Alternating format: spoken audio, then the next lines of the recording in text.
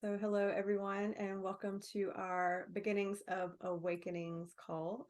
Thank you everyone who's joining live, anyone who's catching up on the replay. We've got a great group energetically and physically here. So thank you all so much for joining.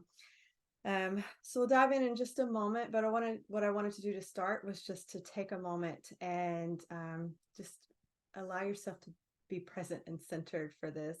And we've got kind of up to 90 minutes together. We'll finish before then or by then.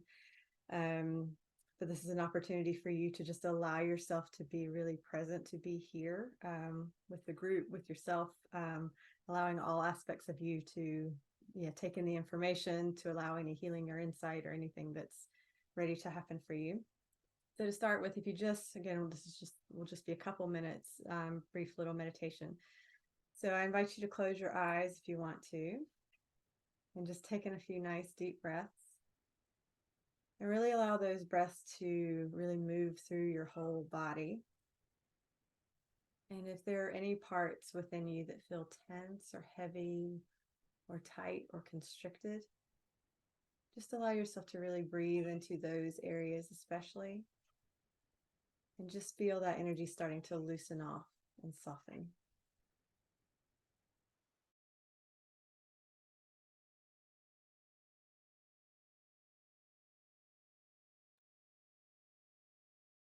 And just start to feel your muscles relaxing, your joints softening, anywhere you tend to hold any tension or stress. Your jaw, your neck, your shoulders, your back, your hips, or anywhere else you hold that within yourself. Again, just breathing into those areas. And just allowing that energy to start to shift and change.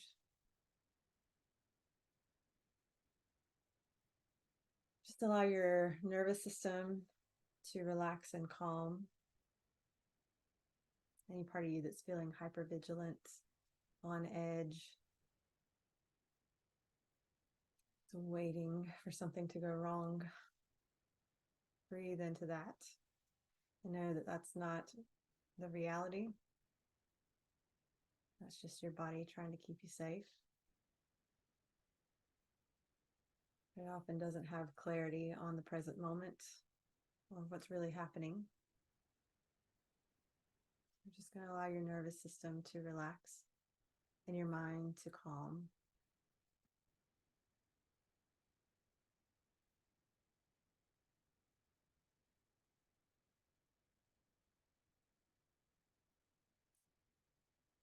You're going to take in a few more nice deep breaths. Whenever you're ready, you can open your eyes. Feel free to sit with that just a little bit longer if you want to. Right. So if you would like to, share in the chat where you're joining from, and yeah, because we've got people from at least a few different continents, so that's always cool to see. And if there's anything in particular that you already have questions about, I mean, what we're talking about tonight is quite a wide topic. What happens a lot of times is I try to fit a lot of information into a call, and then sometimes it's too much, and I think I've probably done that tonight, but we're going to do the best we can. But if there are specific questions, the plan is to get to those. So yeah, anything that you want to share in the chat, please feel free. Yeah, and take your time with that. I'll check that throughout. Let's see. Oh, sorry, Jennifer, the cat's gone now. She is making a little too much noise. I'll show you next time. I'm sure she'll be here. She likes to make an appearance. She's a tuxedo cat. She's beautiful. Danielle, not showing on my screen. That's why I make myself known. Oh, I'm not sure why. Hey, Liz in East Lothian. Danielle in Flanders, Belgium. Very cool. Caroline in Oban, Scotland. Jennifer in Toronto, Canada. Susan in Glasgow. Yeah, cats can be that way. Nina in windy Edinburgh. Yeah, I'm in windy Edinburgh too. It has been windy all day. Yeah, so feel free to keep typing away if that's what you're doing. So I'm just going to say a brief hello. Oh, Emily in wintry London. Oh, wintry London. Oh, it's almost kind of mild up here in Scotland. Well, mild for here. and Mira in East Calder, Scotland, Ava in Edinburgh. Welcome, welcome. So just going to do a quick introduction and talk through what we're going to work our way through this evening. Again, if there's anything you want to ask at any point, feel free to type away in the chat, and we'll work our way through the content. So very briefly, I've been an intuitive all my life.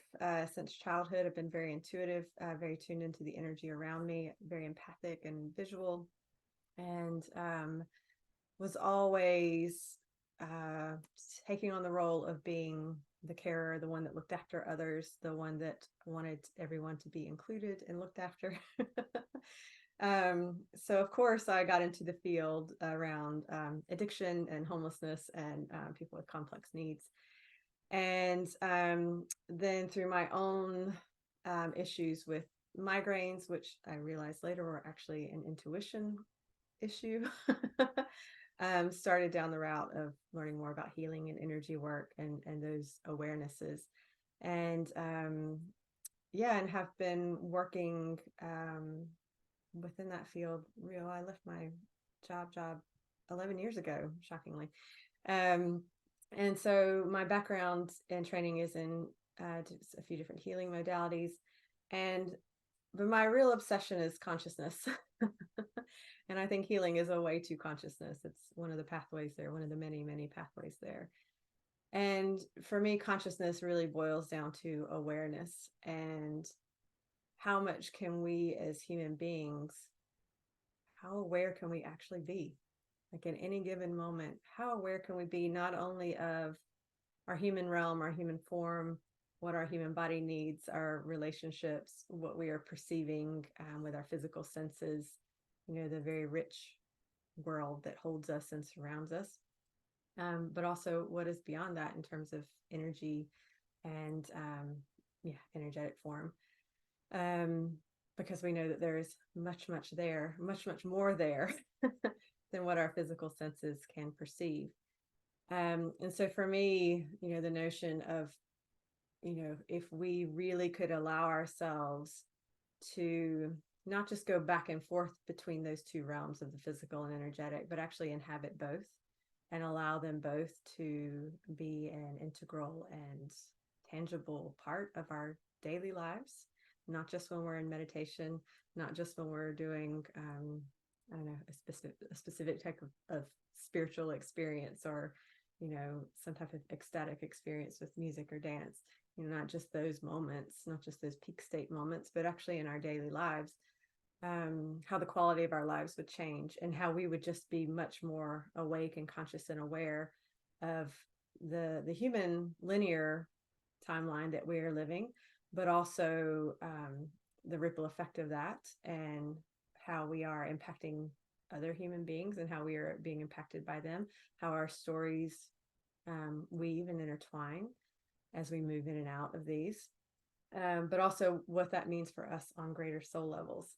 So the eternal aspect of ourselves, the real us, the part of us that really understands who we are and why we're here, how to have this higher perspective and understanding, and how those higher understandings are actually guiding a lot of our human interactions.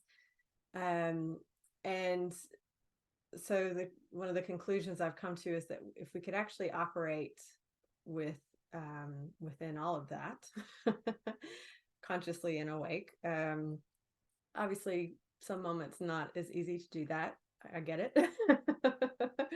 It's a practice, it's an unfolding, it is a journey.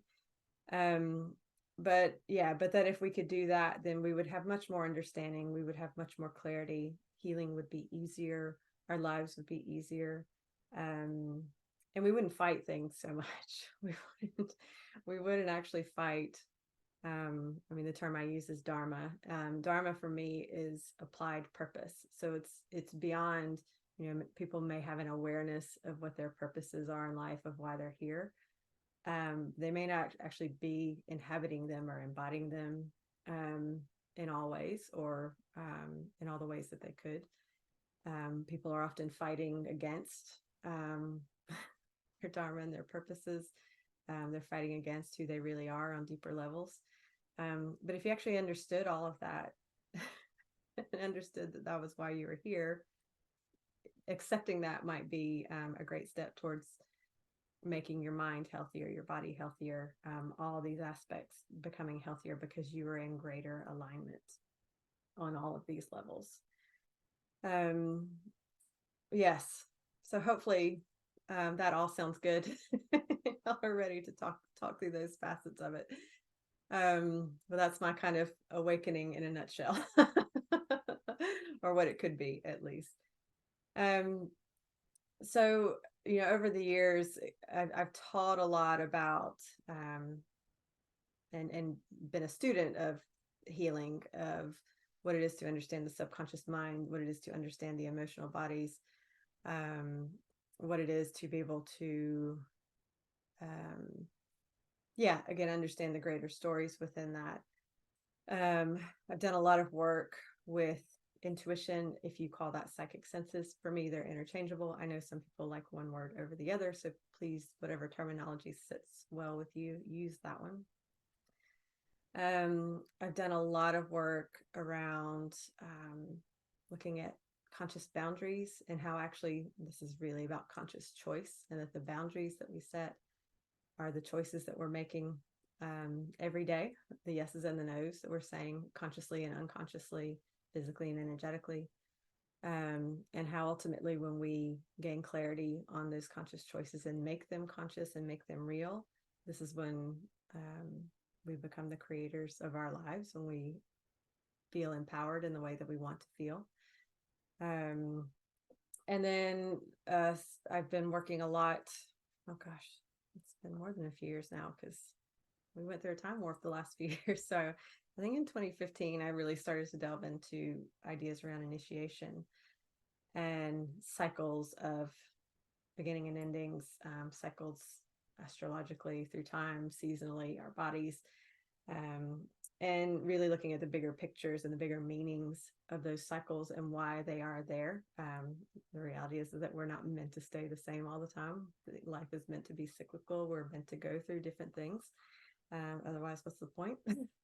We're not meant to live the same day over and over and over again. Not at all. So really looking at things around kind of death and rebirth, and having a greater perspective of the why behind things. And also what it is to, again, kind of that understanding of when you understand the cycles, you can operate within them and work with them instead of feeling like they're difficult or painful or you're being dragged along, which you can often feel. And again, that kind of union of human and soul. So these are kind of the 4 facets, and I'm going to talk through a little bit of each of them. I've put them in an order, but I don't think that they're always linear. So even though we're going to talk about them in order, know that some may come before the other, or you may have a bit of this and a bit of that, and a little bit of alchemy going on there within that. But these are the things I found over and over again that come up when we're talking about these notions of awakening, of knowing who you really are and why you're really here, and being aligned with your purpose. I mean, something that I will say is that for me, the reason why we are here or the reason why things happen to us, the reason why we live our lives, while we have the experiences that we do, is that everything we experience is helping us to answer 2 questions. And those questions are, who am I really and why am I here? And sometimes the experiences are showing us what we're not. They're helping us to realize, oh, I thought I might be that. Or I thought maybe I was here to do some of this, but maybe that's not what it is. And then some of it is there to help us go, oh, this really aligns. This feels at home. This feels, like there's something to it that's calling me. This feels like there's something to it that I keep coming back to in different ways, in different forms, in different relationships, in different conversations. It keeps coming back. It's speaking to me. So I think, so again, it's really looking at, how do I have a clarity and awareness of that? So instead of feeling lost in these bigger questions, feeling like you're too late or you're out of time. Very human. You'd be amazed how many humans believe that they're too late or they've messed it up or, things like that. That's not what it is. That's not what it's about. But the clearer you can get on it consciously, again, the clearer it is, the easier it is for you to make choices that help to align. I think we've got a few questions here, so we'll go through these real quick. See, Danielle. One of my teacher says it has to hit you like a ton of bricks, that you can't not change. At first I didn't get it, but the divine can change us. I would lovingly maybe disagree with that, or at least the language of it. I don't think it has to hit you like a ton of bricks. I think, in fact, that the more conscious and awake and aware we are, it can be very gentle, and it can be more like a nudge or a whisper. It can be very kind and uplifting. I think when we resist it and we fight it, it hits us like a ton of bricks because we have ignored and pushed and suppressed and run. And that's when it can become more forceful or difficult. Yeah. Yeah. So yeah, sometimes it does happen that way. Yeah. But yes, acceptance and connection is perfect. Definitely. Right. So we're going to talk about the kind of facets of awakening from my point of view, from what I've seen over and over and over again. And again, we're just going to spend a little bit of time on each of these. My hope is that, again, just, each of these we could spend hours and hours and hours on. We're not going to do that tonight. But my hope is that as I talk through some of these things, there will at least be either some aha moments or some aspects that you think, actually, I could explore that a bit more. That's maybe something I could meditate on or read about, or I don't know. Yeah, find ways to explore, because this feels very meaningful and pertinent to me right now. So again, I'm not expecting you to take everything I say tonight and be like, okay, I'm doing it all starting tomorrow. Go for it. But again, I think if you find a couple things where you say, okay, I want to start with this thread and I want to work with this, then that's a wonderful way to go about this. So the first thing that comes up for me with all of this, with, awakening opportunities, as Ram Dass puts it, opportunities for awakening, is, what underlies it all is our intuition. And so if you recognize that we are all energy, because we are, physics tell us this, we know we're all energy. And I think a lot of times people can get caught up in these beliefs that they think that only certain people are intuitive. Somebody else is intuitive, or you have to be from a certain family or culture or country, or have to have a certain training to be intuitive, which is all just stuff. It's just the stuff floating around in our heads. The reality is, if we are energy, of course we can read energy. Of course we can connect with energy. Of course we can see energy and feel it and hear it and smell it and know it. So our physical senses are this small spectrum of what we can pick up on as human beings in the vibration that we currently operate in as humans. So our eyes can pick up a certain spectrum of light. Our ears pick up a certain spectrum of sound. Our skin, we can feel certain amounts of pressure or, touch, things like that. So in our minds, that makes it real. That becomes our reality because it's something we can sense with those senses. But obviously there's much more to life and existence than what our physical senses can perceive or pick up on. So it's really allowing yourself to start to expand into that awareness, and really, I would say, even play with that. Because I find with a lot of this stuff, the more seriously you take it, the harder it becomes, because you constrict with it. You put a lot of pressure on it. It becomes difficult, and your body and your nervous system and all these senses start to shut down and constrict. When actually being intuitive there's more of an expansive state to it.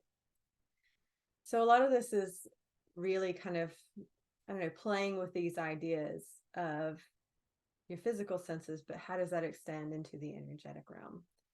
And I like to just play with questions around things like the what if question is like my favorite question, because it helps just to loosen up your brain enough so that you can think, oh, maybe there are other options than what I think I already know, which is very little. um, so this idea of kind of saying, well, what if I was more intuitive than I thought? What if I could see more than I thought I could see? What if I could feel the energy around me and be able to understand what is happening around me?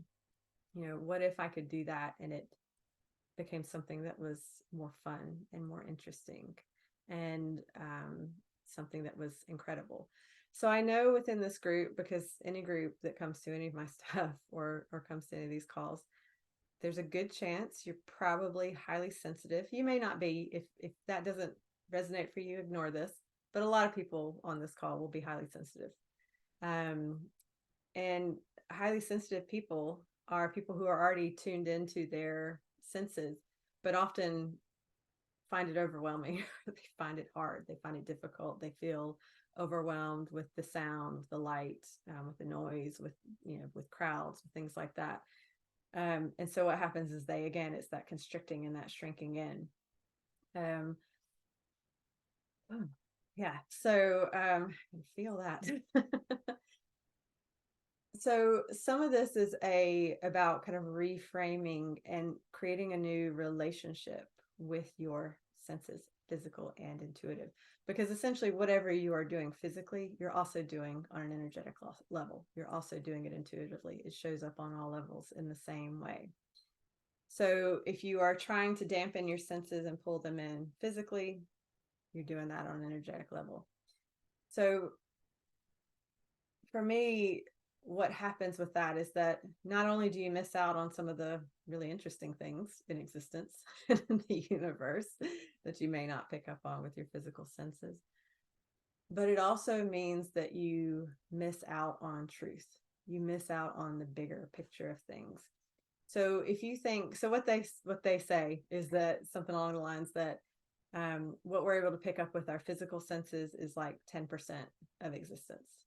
10%.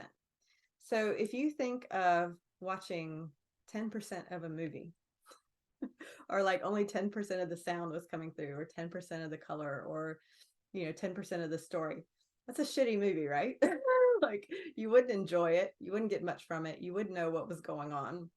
And this is how so many of us are living our lives, is that things are so dampened down and they're so filtered, and we've put up so many screens and filters that we're only getting a small portion of information about what is actually happening within us and around us. So what happens is when you are then able to expand your intuition, you're able to work with these senses, you allow yourself to do that more.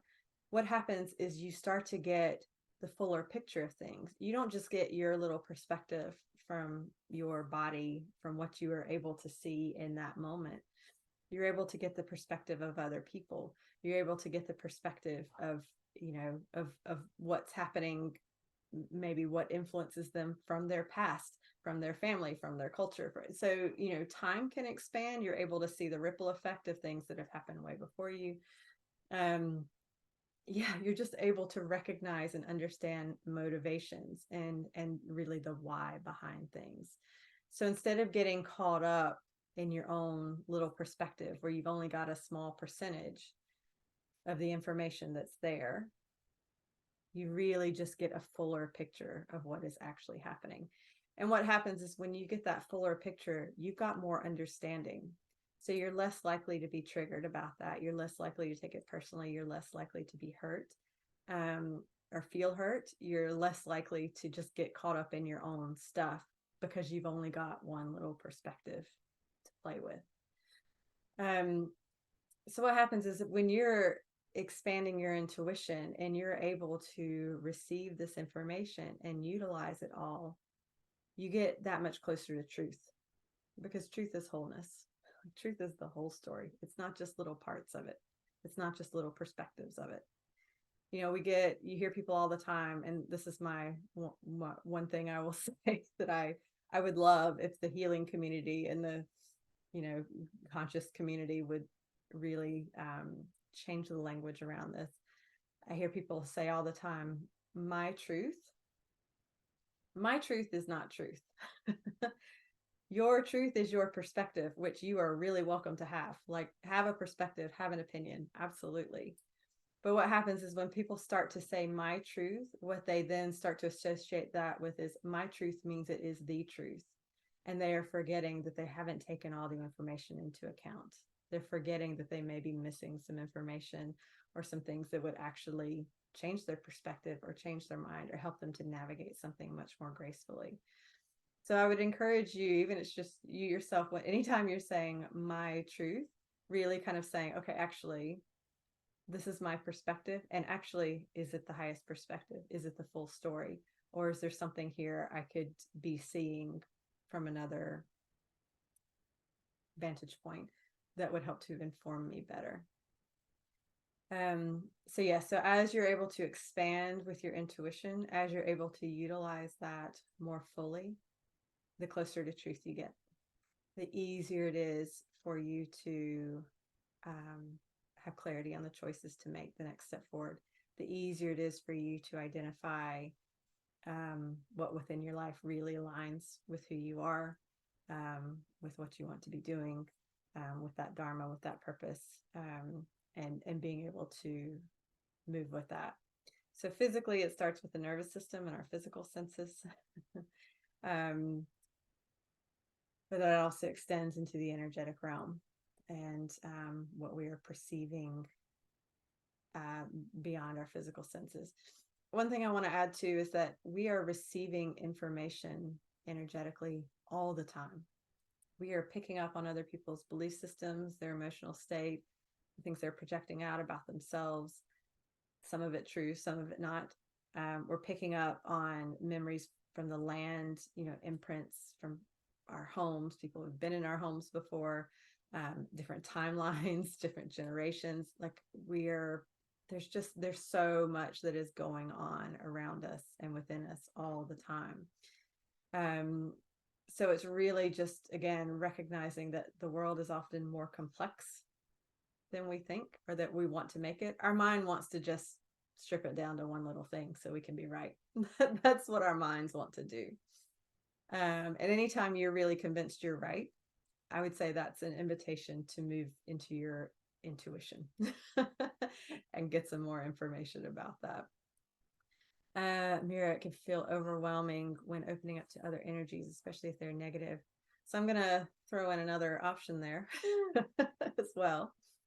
I mean, what does negative mean? Here's my take, and this is my expanded take. I know as a human, sometimes I can get caught up in positive, negative stuff too, for sure. But if I'm looking at things from a more conscious or consciousness perspective, positive and negative are judgments that we make. And it's really just our perception that makes something positive or negative. I think there's a reason for everything in existence. And I think we can learn from everything in existence. And I think the negative experiences help us to recognize what we don't want to be, or what needs to heal within us, or where we can set some boundaries, which we're going to talk about in just a minute. So those things all serve a purpose, and they are often showing us what is out of alignment in our lives. So the anger that we feel, the frustration, the sadness, the rage, the disappointment, all of that stuff is trying to let us know there's some other choices to make. There's something here that is out of alignment that you can choose differently. Oh, breathe that in. Yes. And so what I would say is that you guys are psychic. We're getting ahead.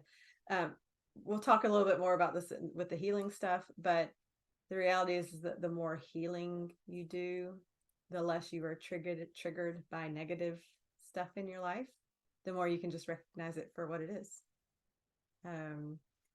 And you don't feel like you need to fight it or run away from it or block it out. So I would say the answer for that is to start to move into conscious boundaries. So let's move into that. It's perfect. Thanks, Mira. So if there's any questions about intuition or anything, type away in the chat, or we'll answer at the end. But we'll move into conscious boundaries just to make sure we've got time for everything tonight. So conscious boundaries is one of my favorite things to talk about, and in my opinion, one of the most important things to talk about as a human being, as a sensitive person, but also, as an energetic being and as a healer. But really, what I will say is that most of us didn't learn how to set healthy boundaries growing up. Either our parents didn't know how to set them, or we were in,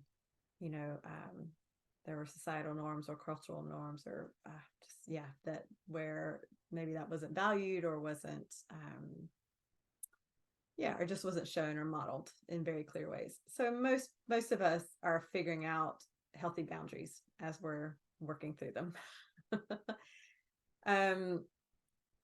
So what I found over the years is that if you do not address them, and I'm speaking from my own personal experience, if you ignore them, if you just hope that things will get better, if you ignore the times where people are either pushing at your boundaries or you're feeling disrespected, or whatever terminology you would use for that, and you ignore it or try to run away from it or suppress it, it will come back until you pay attention.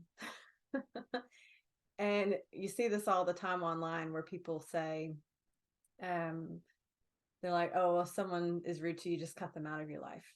Well, I'm just going to call bullshit on that.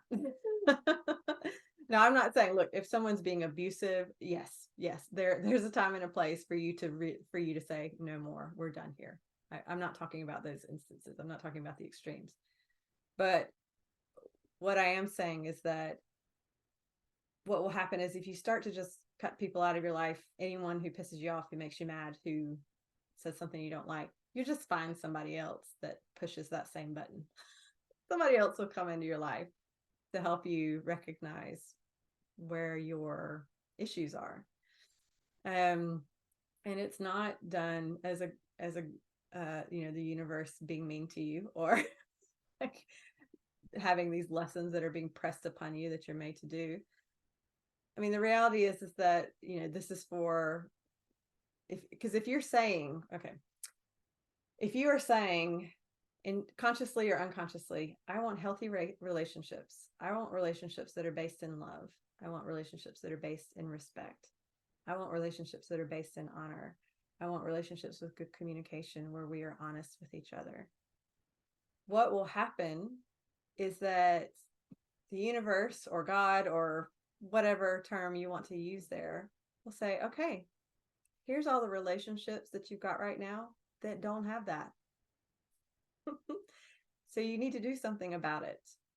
And it's not that you just cut all those people out of your life. It's that you have a look at what needs to adjust or heal or resolve within you, so that you can show up with a different dynamic, so that you can show up with a healthier perspective, so that you can say some no's if you need to say them, so that you can say some yeses to the good things. It's really about you looking at yourself and recognizing, because any relationship is a co-creation on some level. So the question is, what am I contributing to this? What am I choosing that's allowing this to continue to perpetuate? And it's not about blame. It's not about blaming anybody. This isn't about feeling bad about yourself or getting angry at yourself. This is that stepping into that maturity of, oh, I'm a creator of my life. So what am I creating? Like, what the fuck am I creating? Is it actually what I want to create? And again, this is like, healthy boundaries is a process. Because what usually happens is you think you got it down, and then you're like, oh, I see this little bit right here I wasn't quite aware of. Or, oh, I recognize where this is maybe as healthy as it could be. So there is this process of adjusting and learning and allowing that to be.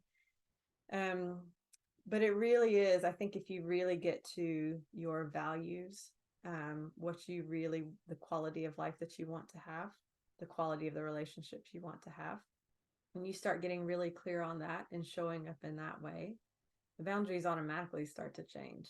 They just start to change because you start resonating with people in a new way. Breathe that in.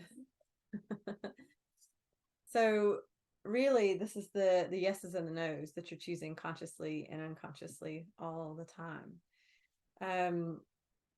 And so a good thing to do is to start with your daily choices, to really look at what you're choosing every day, because we think it's the big choices in life, and of course they have an impact. Of course they have an impact, but really it's the daily stuff is what creates the quality of our lives. And really, your whatever big choice you've made that is meant to change your life, you're choosing that every day afterwards, as long as you continue with that. So if you start to look at what you are creating, what you're allowing, what you're accepting, what you're perpetuating, what you're playing with on a daily basis, and the question, does this contribute to the life I want to live? Does this contribute to the quality of relationships I want to have? Does this contribute to the way I want to feel, to the way I want to spend my time? And the answers are no.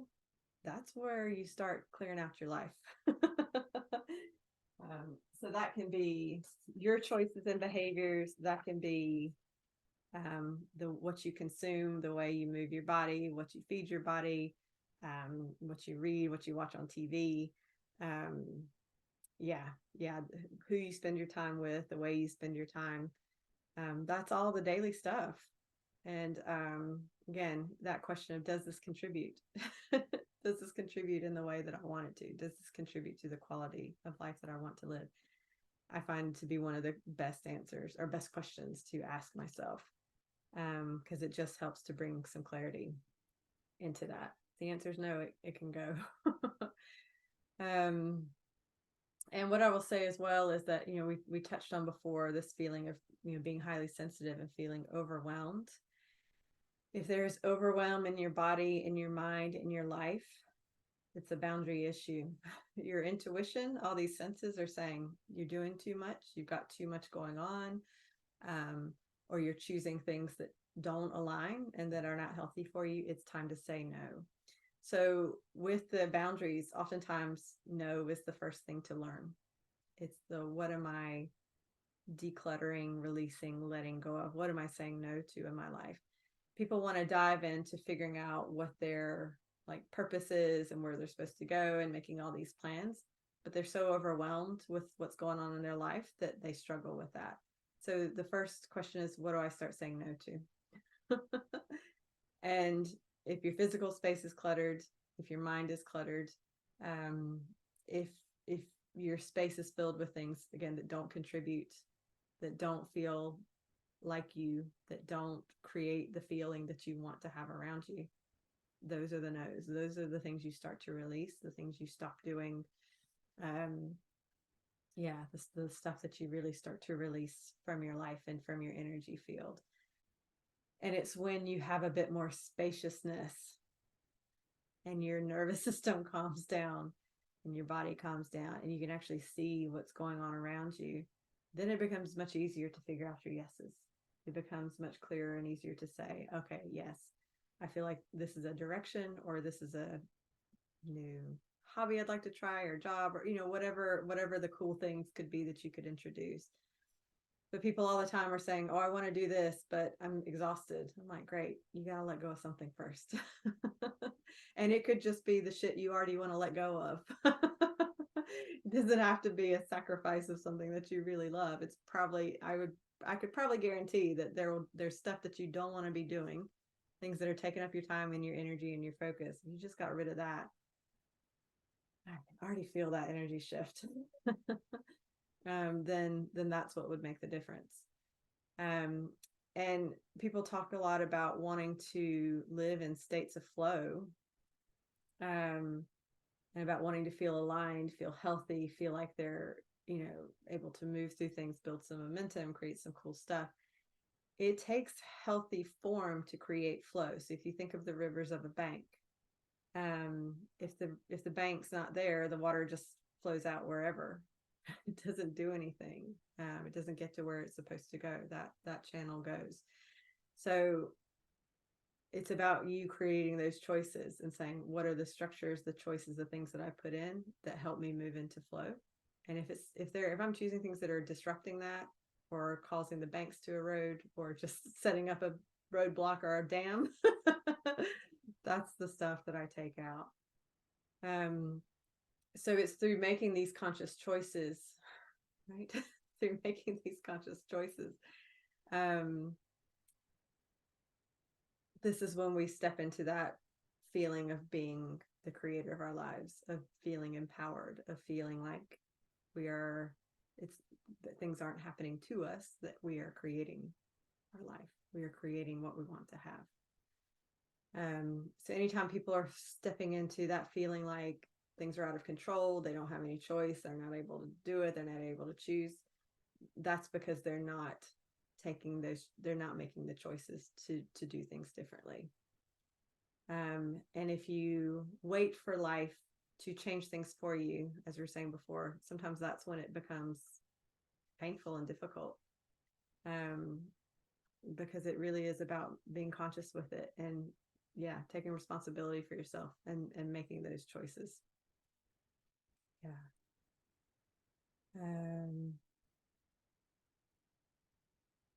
Danielle, so negativity, violence, assault, things like that. I hear you. What would I call that? Negativity. Yeah, no, I would say that's certainly unhealthy. I would say, a healthy, aligned person isn't going to behave in those ways. That's a person who clearly is in need of some healing and is out of alignment with who they truly are and is struggling to find that. So no, I don't excuse any of those behaviors. I don't think that they're healthy. I don't think you should just let people treat you that way. No, not at all. But what I would say, it's really about looking at, well, what can I change within that? So either it may be that person needs to be out of your life for sure, if it's gotten to that degree. Absolutely. But I think if you're looking at just unhealthy dynamics, that you have a person in your life that you've had a good friendship with, or there's been something there between the two of you, that connection has been real, and maybe there's just a period of time or something you disagree on that needs to be worked through. I would say then you work on that too. If you're getting caught up though in the blame and that person's wrong and that person's negative, like that whole saying of, what is it? It's just this whole thing of, if you're not high vibe, then get out. I mean, it's so judgmental, and it's so dismissive of people. So obviously there's a spectrum to all of this. So I would say it's worth kind of looking at where things are within that spectrum, and again, using your intuition to recognize whether it's something that you can work through and heal, or if that's something that needs to end. Hopefully that answers that question. Yes. It's a great metaphor with the riverbank. Awesome. Cool. So, right. So we're going to talk a little bit about the healing journey and some facets to that, and then we'll finish up with the initiation stuff. Right. So with the healing journey, all of these are, I keep saying this, I'm like, this is my favorite thing to talk about, and I say that about like everything, but really everything in here is my favorite stuff to talk about. So with the healing journey, gosh, we really could talk about this all day. I'm going to try to distill it down. So with our wounding, with our pain, with our suffering, or our perceived pain or suffering, the things that we've gone through that have created shock, that we may be carrying trauma for, that doesn't feel good within us. This is the stuff that part of this is still trying to work through and is still trying to understand. So any old pain that we're hanging on to from the past, anything from the past, there's a residue or a memory or something that's just cycling through us. Because say, like, I don't know, the example of getting bitten by a dog is what's coming up. If a dog bites you when you're young and you still feel fear from that now, that is you recycling an old memory of one incident that happened once. not all dogs are going to bite you. So what happens is that people have an incident that feels hurtful and painful, and they haven't understood what was going on in that time. And obviously, oftentimes as children, we don't have the clarity, we don't know what's going on, we don't have all the information, so it makes sense that we may not fully understand, or we might not have the skills to cope with that, the emotional intelligence or the understanding of how to cope with that. Again, this is all totally human stuff. So it's really really allowing yourself to recognize and question, because once you start to question a lot of this stuff, it starts to crumble. And the reality is if you're carrying an emotional pain from something that happened 20 years ago, that's you stuck in the past, and you're not present with what's happening in front of you. You're not choosing based on the present circumstances. You're choosing based on something in the past. And your subconscious is trying to help you, because it's saying, okay, this happened before. It was really painful. It was really bad. You don't want to do that again. So in some ways, it's trying to warn you, do it differently this time. And so this is why we have regrets. This is why we keep looking back at what we should have done differently. All these judgments we carry towards ourselves. Again, this is all really human stuff. But if we're only looking back, and we're not reconciling or understanding what the message or the lesson is within that, we just perpetuate the suffering, and we just keep living in that suffering and in that pain. So there is always, so anything that keeps coming back, that keeps cycling through emotionally, energetically, or mentally, there's something that we've missed. So those are the things that are really worth sitting with. And this is a practice you can do yourself,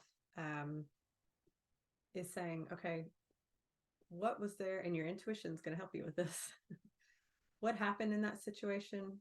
What do I perceive or believe about that? Like, what have my opinions about that become? What am I really fixed on within that? What's, in the emotion that surrounds that? And the question of, well, what if there was more to the story? Or what if there are things that I missed in that? Or what if there's another side I haven't yet seen or understood yet? Those things, start to kind of shake up that energy, starts to break that up a little bit. So instead of seeing it from that, either that child perspective or that hurt person perspective, or feeling disempowered or like a victim, you can kind of say, okay, actually, what else is there to this that I've missed? And can I recognize that there's another way to respond now?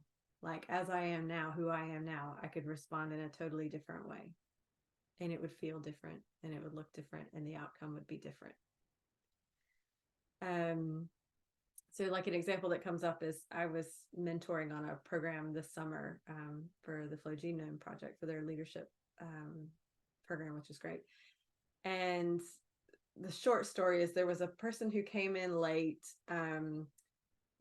It was just the whole situation of her joining was just very strange and outside of the norm for their programs. And I think she came in and was a bit triggered because she came in late and didn't feel like part of the group, So again, it's one of these things. There were lots of things that happened, and she just had a bit of a meltdown and was pretty unkind to the group. And it got a little bit middle school mean girl. And when I saw what was happening, what was great about that experience was that I realized that even 5 years ago, if I had witnessed that, part of me would have gone, oh my gosh, did I do something wrong? Did I miss something? Could I have done something different? I really would have internalized it and made it about me and kind of gone, oh no, I messed it up. Whereas my response at this time was to say, okay, I can see what she's going through. And I did look at myself and say, were there things I could have done differently? And maybe, for sure. But it wasn't from this fear of, oh, I did something wrong and I'm to blame for this. It was more a place of, I want to understand what is happening here, and I can be neutral and open and just allow the information to be there so that I can respond in a really healthy way. So, yeah, so as you go through the healing process, as you heal these pains from the past, instead of taking all that pain from the past, that accumulation, and projecting it on to the current situation that probably reminds you of some things from the past, you're able to be in a much healthier place. You're able to be much more observant and open and just willing to see the truth of what is happening there. And what happens then is that then you can respond. Then you can make those conscious choices for how you want to respond, instead of reacting out of fear or pain and suffering from the past that had nothing to do with that actual person. Yes, so the healing process, I mean, there's lots of reasons for it. It makes us feel way better. Like, just, if nothing else, we feel better. But again, what it does is it gets us out of the past, and it allows us to be really present and aligned with the information that's before us, so that we can respond in really healthy ways. So that for me is a big part of the healing for me in terms of how it relates to consciousness. The other facet of it is that, I really believe that if there's specific wounding that happens for you within the same theme, or maybe a couple themes in your life, where you kind of go, I thought I'd healed that, or why is that type of thing happening again? Sometimes those wounds, those specific types of wounds, can actually help you understand your calling. They can help you understand your Dharma and your purpose. Because again, none of this happens for no reason. There's always something deeper going on there.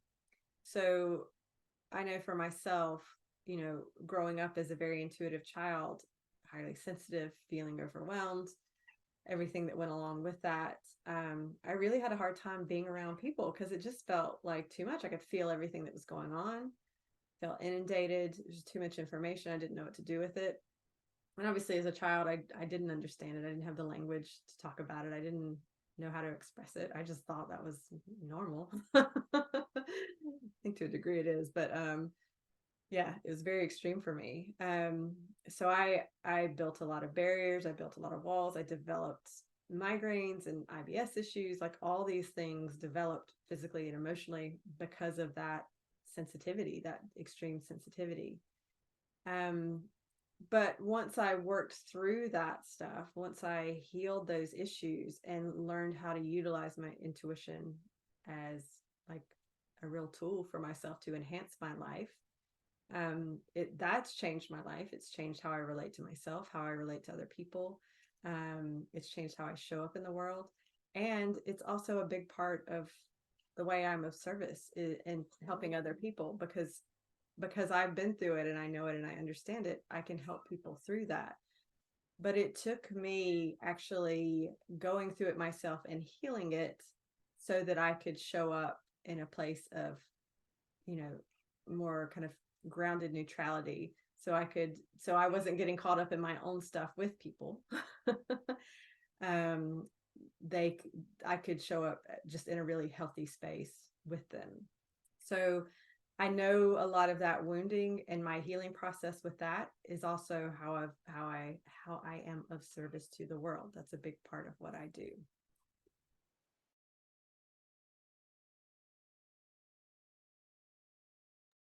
Sorry, Loki's a little noisy tonight. So I think it's also about really understanding the why behind some of the wounding. Again, there's reasons for it. There's reasons why we tend to follow certain stories or archetypes.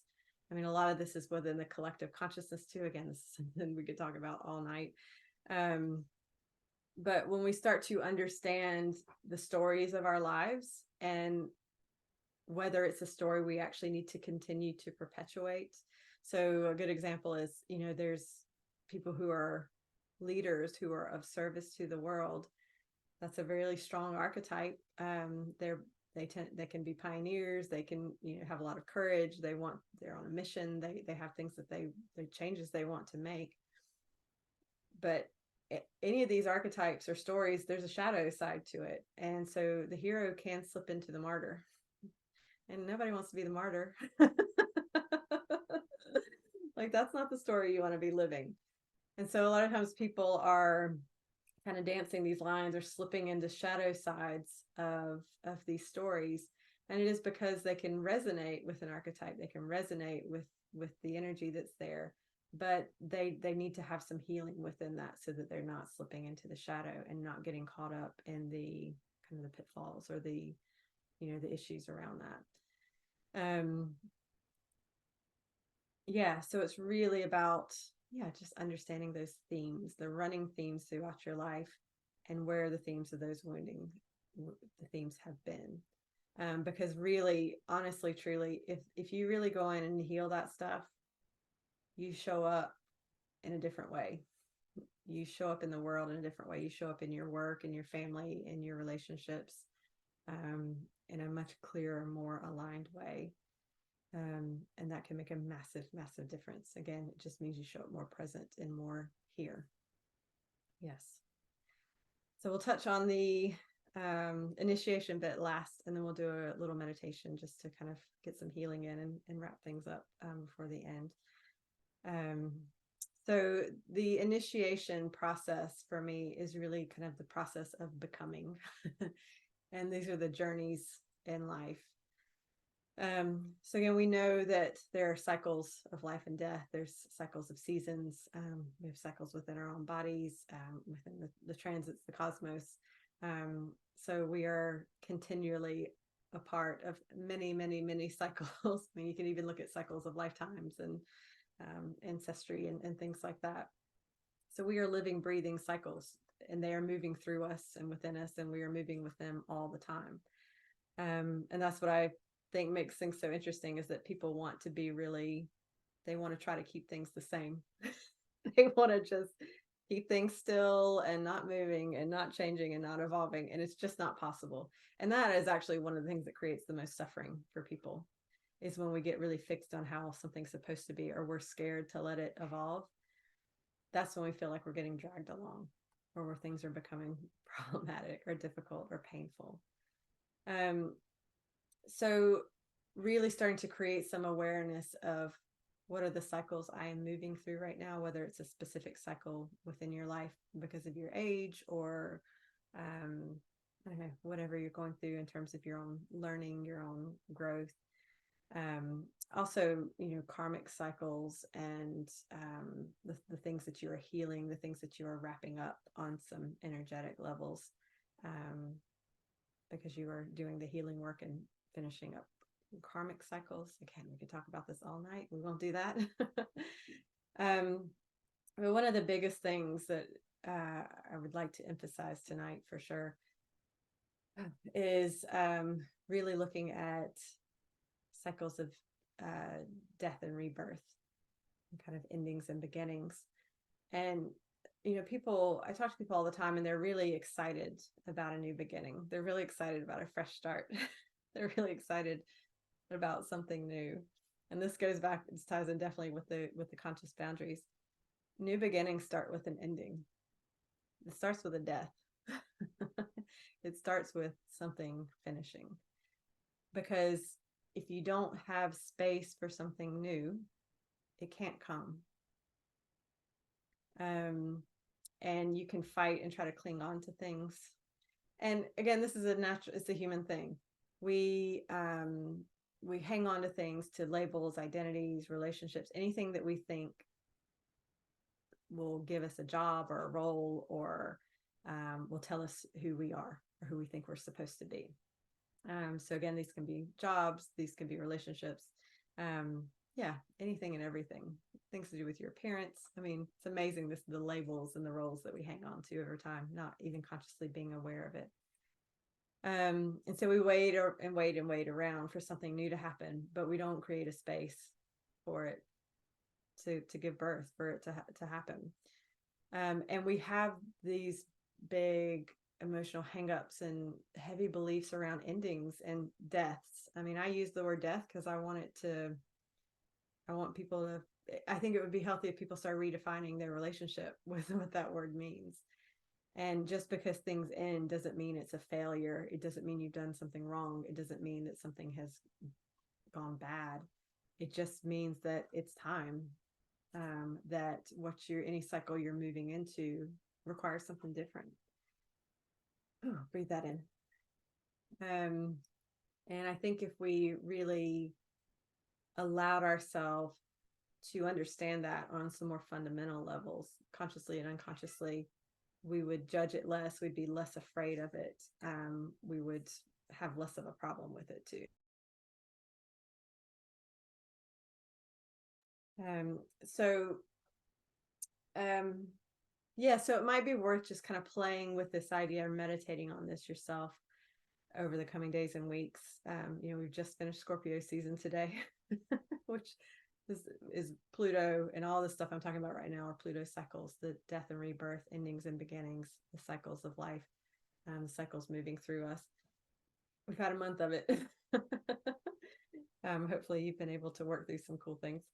But maybe just meditate on what are the things that I could put to rest or set aside now that would create space for something that's more aligned, for something that has more life to it, for something that would nourish me more. And instead of seeing it as something that's wrong or a failure or something that is bad, how could I celebrate that I'm moving on to something different? Ava said true. Every time something ended in my life, it's led to something far greater. The universe is always trying to make your life better. Amen. It's so true. And we fight it. We fight it so hard.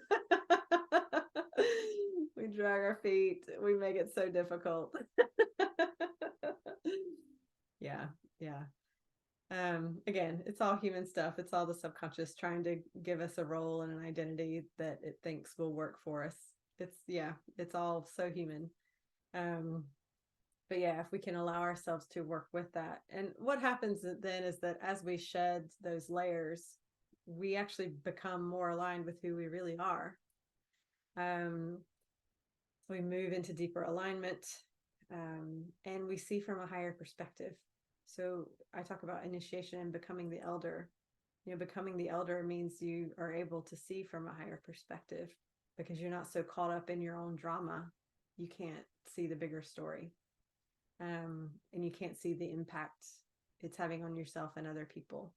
And you can't see how you're fighting it, is creating those internal dramas and problems within your life. So fighting initiation doesn't work. You just make it hard on yourself. You just make it more painful for yourself. So this is where, again, the intuition, the conscious boundaries, the healing all contribute to that, so that you can really step into that alignment and say, okay. And a good question to ask, I do this a lot, and you can use the term higher self or soul, or, whichever term you like. If I was to see my life from my soul perspective, as a soul, what would I be choosing right now? What would I be doing differently? What would be a healthier option for me if I wasn't fighting this evolution? If I wasn't fighting this new phase of my life, if I wasn't fighting this new paradigm, what could I do that would make that more graceful, that would make it lighter or more loving or more kind, whatever qualities are important for you? Yes, because those are the questions that get us into that higher perspective where we're less confined by linear time, where we're less caught in the past going, oh, I messed it up then, or that was so painful, or that was so difficult. It's like, no, this is a new opportunity. It's a new choice. So what can I do now that would really help me to move forward with that? Yes. Hopefully all of that is making sense. So what I'm going to do is I'm just going to take us into a short meditation, and we're just going to connect with the intuition and the intuitive senses, just for time's sake. And once we finish that, I'll talk a little bit more about this, and then we'll stop and answer any questions that are coming up. So if you want to, I invite you to close your eyes and just take in a few nice deep breaths. And if you want to just tap into the energy of your nervous system, this is your brain, your spinal cord, all the nerves running through your body, through your organs, up to your skin. This is the system that helps us to perceive. So we can feel what's happening around us and within us. We can see, we can hear, and we can know. And to start with, just take a moment to notice how your nervous system feels. Does it feel tired? Does it feel overwhelmed? Does it feel like there's too much happening? Feel a bit fried?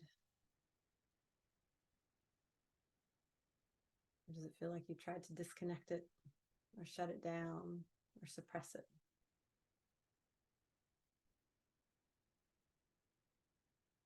And it may feel different ways in different areas of your body. Just notice what it feels like for you.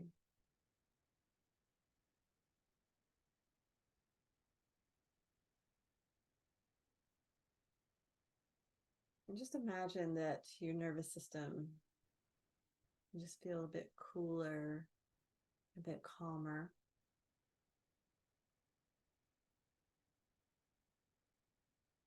That it can be sensitive and aware, but without feeling overwhelmed by the information. So just imagine what that would be like. You don't have to know how that happens. Just to get a sense of what that could feel like. If that flow of information is just really light and easy and fast.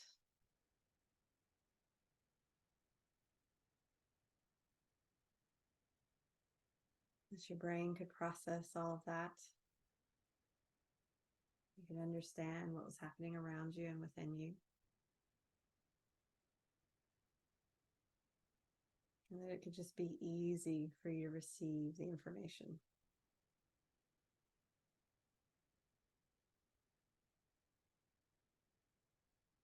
Just keep noticing your body relaxing. Everything just feeling a bit smoother, a bit clearer, and a bit calmer.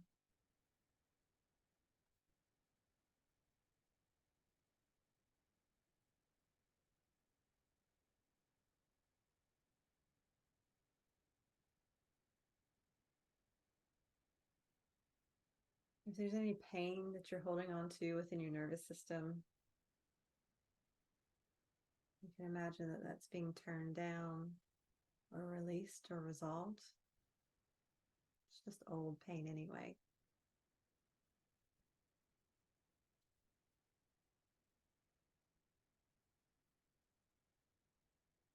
And imagine what it would be like for your body to feel healthy, to feel alive, to feel joyful, to feel peaceful.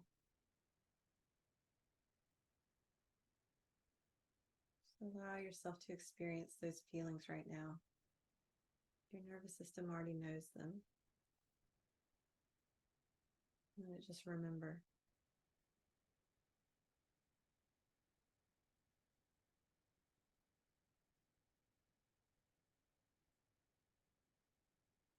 And bring your awareness up to your eyes.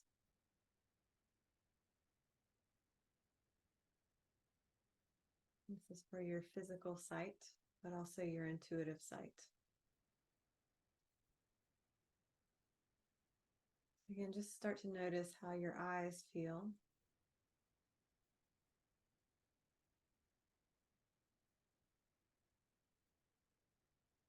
What the energy of your eyes looks like. Whether it feels healthy and open.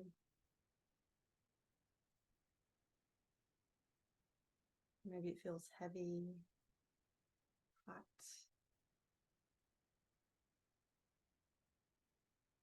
or cut off, disconnected.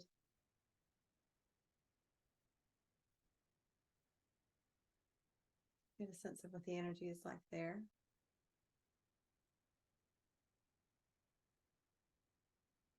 Just start to imagine what it would be like your eyes were healthier, physically and energetically.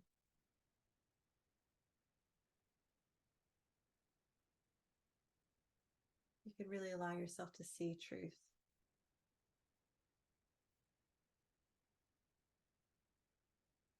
see what's happening in front of you. See what's happening within you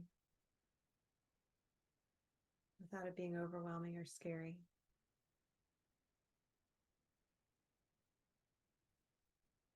And imagine what it would be like to see miracles, see love, see the energy of joy, of grace, creation.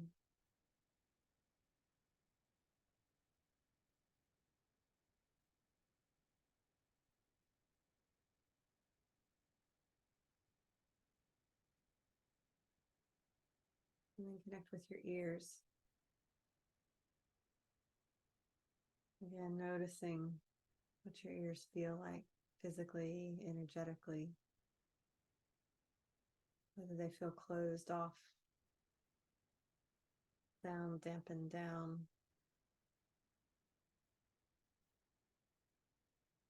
You've been afraid to hear, or hearing has felt too loud, too much.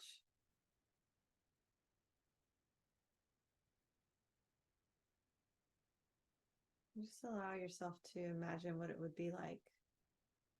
Your ears could feel at peace and calm, even with the sounds and the vibration around you.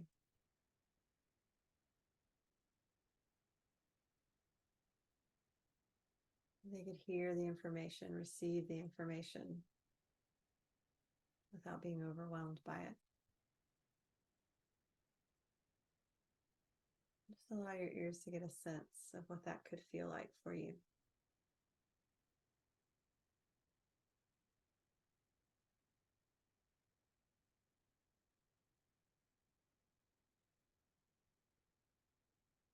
Just taking a few deep breaths into your brain and nervous system, your senses, physical and energetic. Just allowing all of that to feel calmer, more at ease within you. Because you are energy, your natural state. To be able to tune into those vibrations, those frequencies. And it's something that can be fun and energizing and enlightening for you.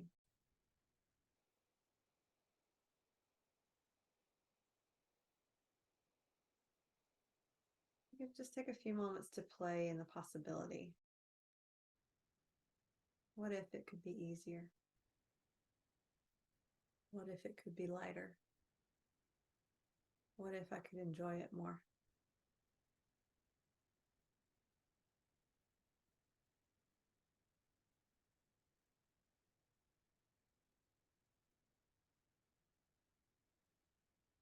And just notice what shifts within you.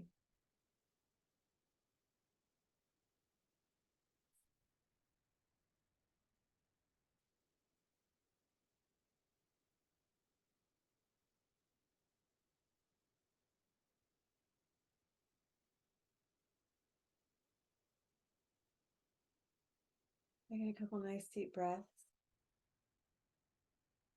Whenever you're ready, you can open your eyes. Feel free to just sit in this energy a bit longer if you want to. What I'm going to do now is I'm going to take just a couple minutes to talk through a couple things within my offerings that are changing.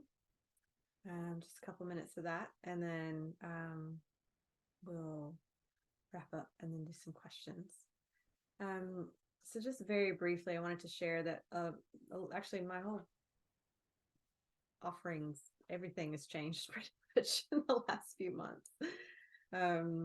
What I wanted to share with you tonight is that I have a new membership that's launching, and it's a seasonal membership, which may have some similarities to what I've done in the past, but it's got some added components to it. So the idea with this is that it's every 3 months, so every season is the start of a new, essentially like a course. So there will be online events for solstices and equinoxes, any eclipses within that season, and some mid-season events.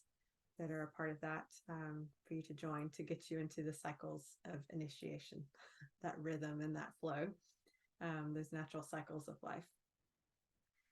And each season has a different focus. And the focus for winter is intuition. So in the winter months, we're going to have 7 calls where we are going deeper into the components we talked about tonight, but also doing lots of healing, lots of time for meditation. There will be practical practices to use so that you can get more of a feel for what it's like to use your intuition, and really just demystifying everything about it. So all the superstitions, all the things we've built up, all the belief systems, the fears that we've built up around being intuitive or psychic. That's what we're going to dive into and change. So those calls are join live or watch the recording. And then there's the community of the membership, the group itself, which, I get the best students, I get the best people.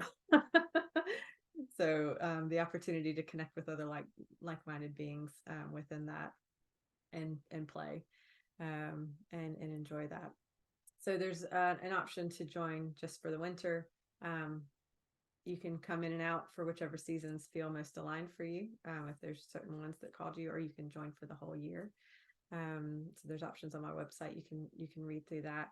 The membership also includes any kind of free introduction calls like this, and any clearing calls that I do as well. I do them about once a month. So again, really the membership is about bringing a collective together to get into a rhythm, to get into flow, and to dive deep into some of these topics, and really, again, demystify it, do some healing, clear some ancestral and past life stuff within it. All of that is the hope that it's bringing you more into alignment with your Dharma, with your purpose, and into that sense of awakening. So I'll send links out in the email. If any of it interests you, if it feels like it resonates, or if you know of somebody it would resonate with, I would love for you to send it on, but you can feel free to get in touch with me about any questions with that. Well, Mira went through a big lifestyle change. It was pretty painful at first, but feels so good since I've adjusted to it. Yes, amen. That's exactly it. Change is always going to trigger some fear. It's always going to do that. But yeah, it's always good when we follow our intuition with it. Yes. Yeah. And the intuition, yeah, that will definitely be in, starting next month, God, because it's nearly December. So I just want to say a very quick thank you. And thank you all so much for being here, and anyone who's watching the recording. Thank you. Please be in touch. I would love to hear from you.